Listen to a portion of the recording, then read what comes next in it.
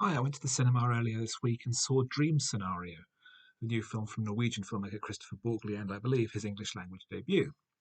It's the story of a very ordinary, very boring man, a professor specializing in evolutionary biology, played by Nicolas Cage, who suddenly starts appearing in everyone else's dreams. And I mean everyone else's dreams. Almost everyone in the world starts dreaming about him as a passive bystander in whatever bizarre scenarios they've conjured up. He immediately becomes world famous, but doesn't understand why what's happening is happening, what that he has no power over it, and slowly starts to perhaps try to capitalize on his situation, particularly trying to get his book about ant intelligence published.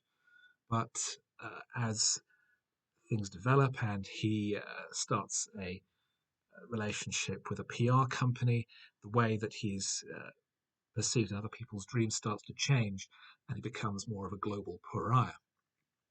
It's It's a science fiction film by stealth, I think. It's taking as its basic concept the idea that suddenly the human collective subconscious is accessible and that by some pure fluke of evolution, he's the first one to make the breakthrough and appear in the thoughts of others. He's not doing it on purpose, and we never find out really any particular justification for it. But it's a story about the nature of fame, how this extraordinary breakthrough in human evolution affects the way we perceive others. At first, he's simply a bystander, and people find it interesting and a curiosity. He's has selfies taken with other people and writes autographs, and he's quite happy for the attention because he can use that to get what he wants, which is recognition for his work, which has been stolen by a previous colleague. But as the story goes on, he almost cheats on his wife by reenacting a sex dream that someone from the PR company has. Obviously, it goes horribly wrong. And when he discovers that his colleague is taking advantage of him, he becomes riddled with rage and anger and starts appearing as a violent, aggressive psychopath in other people's dreams. They turn against him as the cycle of fame continues.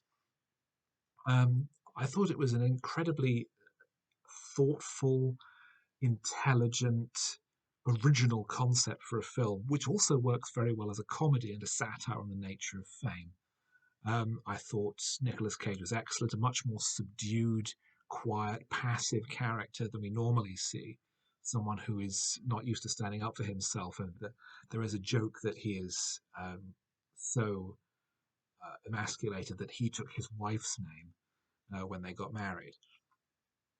Um, but it has this interest in this science fiction or this psychological idea of the human subconsciousness finally becoming an explorable landscape that I find absolutely fascinating. It's very Ballardian, very like the work of J.G. Ballard, and using it to tell not an unrelated story, but what would be the logical consequence of this.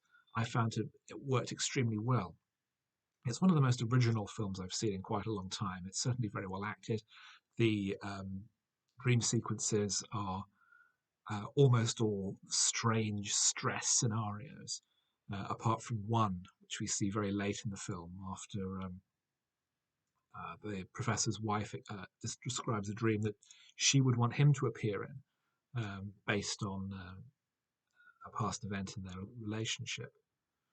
I liked it very much. I think it's a hard film to talk about because it's so strange and because it has such bizarre imagery, then contrasting with its very mundaneness. There is maybe the funniest fart joke I've ever seen in a film, um, which contrasts, I think, really well with how intellectual and uh, complex and psychological the rest of the film is. It also has this almost perfect fart joke, which got a huge laugh from the audience when I saw it. Um, and it's really something quite interesting and unusual. I haven't seen any of Borgli's previous work. I'm interested in seeing his previous film, last year's Sick of It. Um, but yes, very highly recommended.